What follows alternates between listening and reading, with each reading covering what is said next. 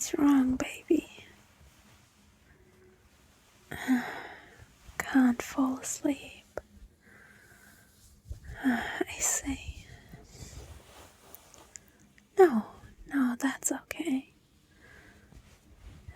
It's okay. It would be my pleasure to read you a bedtime story. Yeah, of course. We haven't done that in a while, so I don't mind.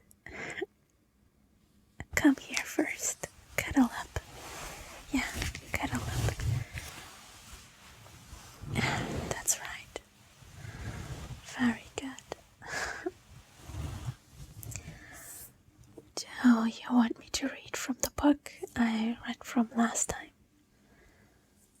Yeah, you do. Okay, we'll do that. No problem. Let me grab it real quick.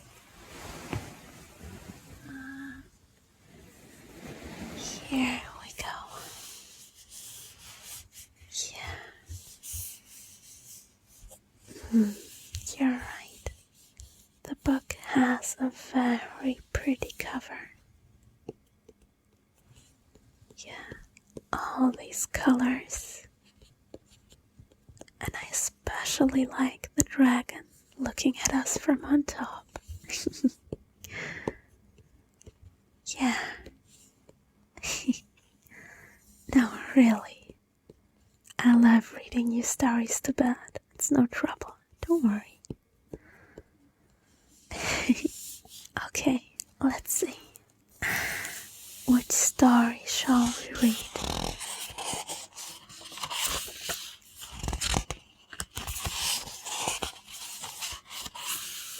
Yeah. Okay, let's see. Last time we read My Lord Bag of Rice, but we have a few categories to choose from. We have After Dark, Not As They Seem, and Over Water, Underwater. Not As They Seem. Okay, let me choose a story. Okay, I have one. Hold on, let me open the page.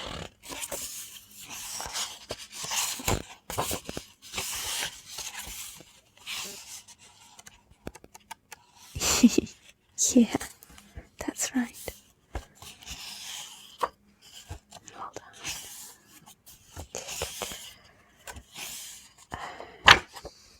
Where is it now? Here it is.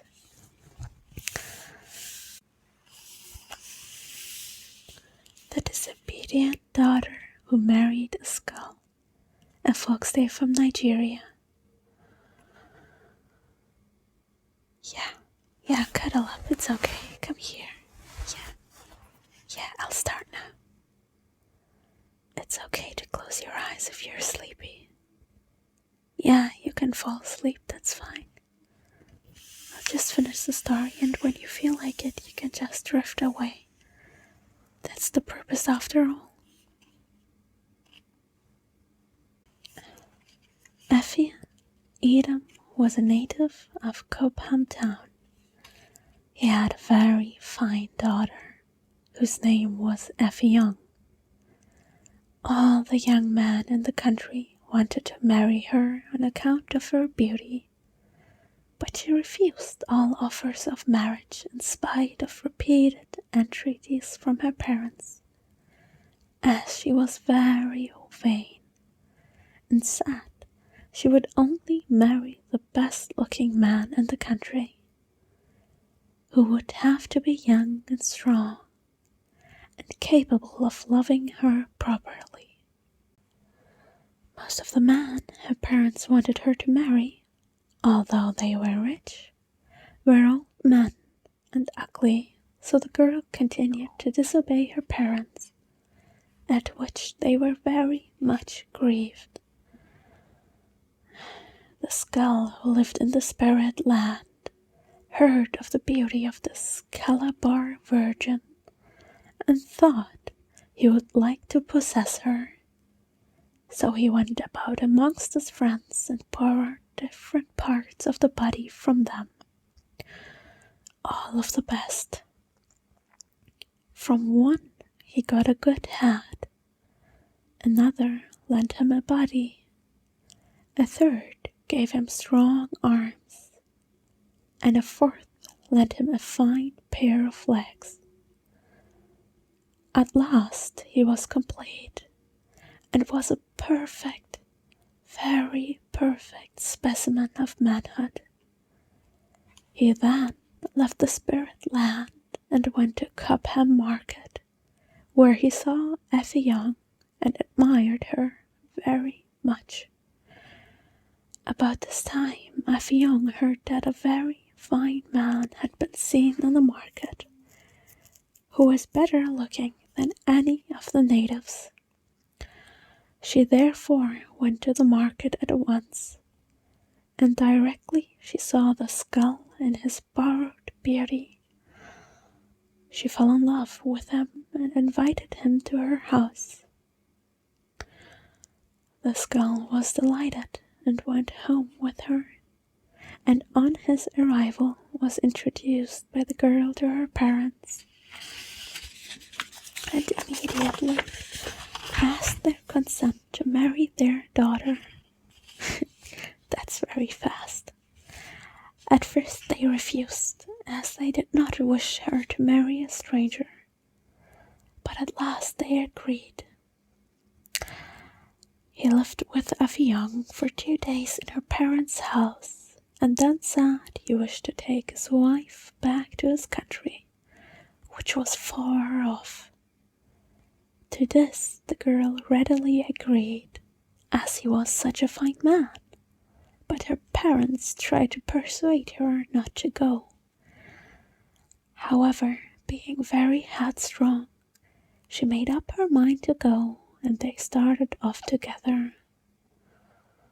After they had been gone for a few days, the father consulted his juju man, who by casting lots very soon discovered that his daughter's husband belonged to the spirit land, and that she would surely be killed.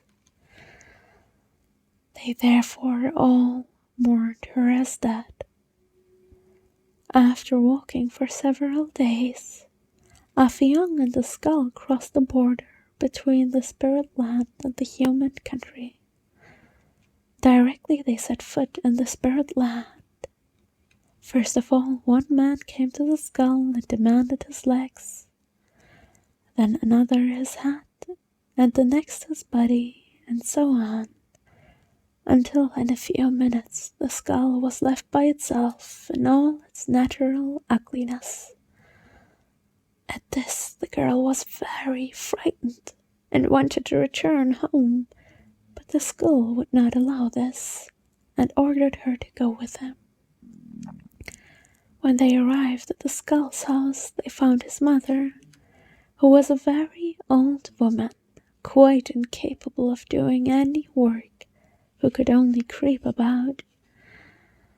Effie Young tried her best to help her, and cooked her food, and brought water and firewood for the old woman.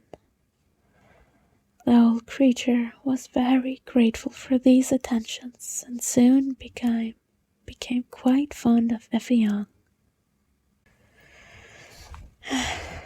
One day the old woman told Effie Young that she was very sorry for her, but all the people in the spirit land were cannibals, and when they heard there was a human being in their country, they would come down and kill her and eat her. The skull's mother then hid Effie Young, and as she had looked after her so well, she promised she would send her back to her country as soon as possible, providing that she promised for the future to obey her parents. This Effie Young readily consented to do. Then the old woman sent for the spider, who was a very clever hairdresser, and made him dress Affianc's hair in the latest fashion. She also presented her with anklets and other things on account of her kindness. She then made a juju and called the winds to come and convey Affiang to her home. At first, a violent tornado came, with thunder, lightning, and rain, but the skull's mother sent him away as unsuitable. The next wind to come was a gentle breeze, so she told the breeze to carry Affiang to her mother's house and said goodbye to her. Very soon afterwards, the breeze deposited Affiang outside her home and left her there. When the parents saw their daughter, they were very glad, as they had for some months given her up as lost. The father spread soft animal skin on the ground from where his daughter was standing all the way to the house, so that her feet should not be soiled. Affiang then walked to the house, and her father called all the young girls who belonged to Affiang's company to come and dance. And the feasting and dancing was kept up for 8 days and nights. When the rejoicing was over, the father reported what had happened to the head chief of the town. The chief then passed a law that parents should never allow their daughters to marry strangers who come from a far country. Then the father told his daughter to marry a friend of his, and she willingly consented and lived with him for many years and had many children. The end. Yeah, I'm sorry. The ending just caught me off guard because I didn't think it to have such a funny moral at the end of the story. Yeah, listen to your parents, or you will marry someone from a strange far country, and they will bring you to the land of death. They will bring you misfortune and death. So listen to your parents and marry whoever they see fit. It's just funny because I can see that these folk tales were told once, or perhaps are still being told to children or whoever, to teach them a lesson to whatever they think is right. And I don't know, I just found it amusing that they went to the town chief and told him to make a law that says that it's forbidden to marry someone from a far country. But anyway, that's not the point. I hope you enjoyed the story. But as I can see, you're already drifting away. And that is fine. You should be drifting away. Yeah, you should. Yeah, that's right. Go sleep now. I'll be here in the morning. Yeah. Good night, my love. Shh, it's okay. Just let yourself drift away. Shh.